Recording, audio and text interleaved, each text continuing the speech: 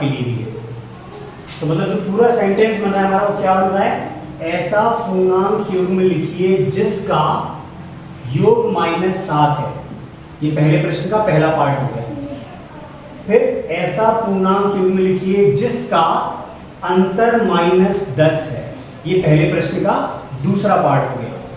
फिर ऐसा पूर्णांक युग्म लिखिए जिसका योग 0 है। ये पहले ही प्रश्न का तीसरा पार्ट हो गया। तो पहले तो प्रश्न पढ़ के आपको समझ में आना चाहिए कि अच्छा इसमें 3 पार्ट हैं, एक एक करके हल करना है।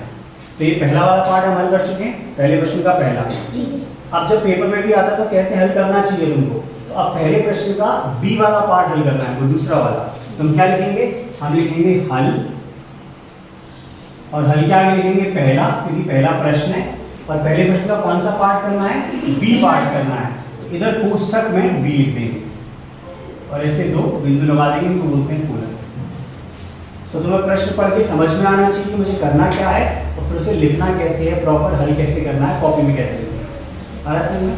तो पहले प्रश्न का बी पार्ट हम कर रहे हैं। तो फिर से मैं पढ़ रहा हूँ, क्या है तुम्हें बोलना है, ऐसा पूर्णांक युग्म लिखिए जिसका अंतर -10 है। ठीक है, यानी हमें समझ में आ रहा है कि अब पहले हमें चाहिए पूर्णांक युग्म। पूर्णांक याद है सबको, क्या होता है पूर्णांक? कौन बताया, किसको बताया पूर्णांक क्या होता है? धनात्मक पूर्णांक, ऋणात्मक पूर्णांक, 0 एक वो उसका समूह होता है, पूर्णांकों का समूह। पूर्णांकों का समूह, संख्याओं का समूह।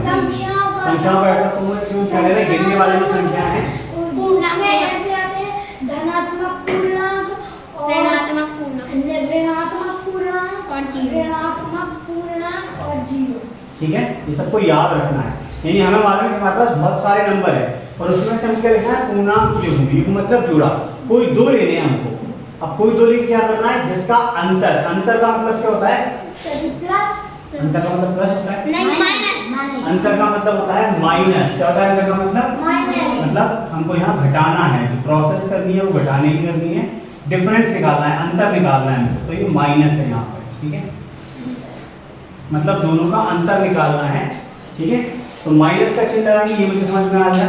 अब मुझे 2 पूर्णांक चाहिए, तो मतलब एक यहाँ पे चाहिए, एक इस डब्बे में पूर्णांक चाहिए खाली जगह में, एक इस डब्बे में पूर्णांक चाहिए खाली जगह में, और यहाँ पे घटाना है।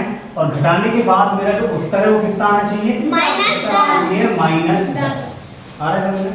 तो अब मुझे समझ में आया कि यहाँ माइनस का चिन्ह है और उत्तर मुझे चाहिए -10। तो अब मुझे 2 ऐसे सोचने हैं कि यहाँ पे मैं कौन से 2 रख दूं जिसका उत्तर मेरा क्या आ जाए, -10 आ जाए। यहाँ क्या लिख सकते हैं, रुक सुन ले, क्या लिख सकते हैं यहाँ पे, यहाँ -13 लिख दिया हमने। फिर और फिर सभी घटाने के वहां पर वो माइनस का चिन्ह लगा के -3 लिख देंगे। वेरी गुड, ठीक है, तो ये कर सकते हैं यहाँ पे -3। तो ये करेंगे तो हमारा उत्तर जो है -10 आ जाएगा। कैसे आ जाएगा, देखो इसको अलग अलग करेंगे तो यहाँ तो लिखा हुआ है -13, ये जो माइनस है और माइनस है इनके बीच में कुछ चिन्ह नहीं है तो गुणा हो जाएगा। तो माइनस से गुणा माइनस से होगा तो हो जाएगा प्लस। तो -13 हो गया और +3 हो गया। तो अब जब एक चिन्ह हमारा माइनस का है और एक चिन्ह हमारा प्लस का है तो घटाते हैं। तो माइनस प्लस माइनस होता तो प्लस होता, नहीं, प्लस माइनस होता तो भी माइनस ही होता। अगर चिन्ह दोनों अलग अलग हैं, एक माइनस का दूसरा प्लस का, तो हमेशा घटाएंगे हम। जोड़ने और घटाने की प्रोसेस में याद रखना है, अगर एक माइनस है और दूसरा प्लस है तो हमेशा हम घटाएंगे। यहाँ पे देखो गुणा हो रहा है, ये माइनस और ये भी माइनस, तो ये माइनस और माइनस प्लस हो गया, इसलिए मैंने +3 लिखा।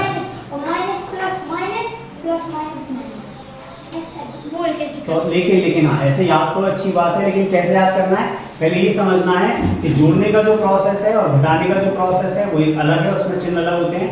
और जो गुणा करने का और भाग करने का है उसमें चिन्ह का मतलब अलग होता है। तो बोल रहा है माइनस माइनस प्लस, तो पहले ये समझो कि तुम कौन सा ऑपरेशन कर रहे हो, तुम जोड़ने वाले घटाने वाले का ऑपरेशन कर रहे हो या गुणा करने वाले का। तो माइनस माइनस प्लस अगर मैं यहाँ बोल रहा हूँ तो गुणा हुआ है, गुणा की वजह से माइनस माइनस प्लस हुआ। आ रहा है समझ में? और जब यहाँ देख रहे हैं तो यहाँ बीच में माइनस का चिन्ह है और ये प्लस का चिन्ह है और बीच में यहाँ कोई चिन्ह नहीं है, तो यहाँ पे हम घटाएंगे। और जब घटाएंगे तो चिन्ह हमेशा बड़ी संख्या का आएगा। तो -13 में से हम 3 घटाएंगे, तो 13 में से 3 घटाएंगे तो 10 आएगा, लेकिन बड़ी संख्या माइनस की है, तो जो चिन्ह आएगा हमारा फाइनल कौन सा आएगा, माइनस का ही आएगा। तो अगर हमने ये दोनों ले लिए हैं तो हमारी ये दोनों जो युग्म है वो बिल्कुल सही है।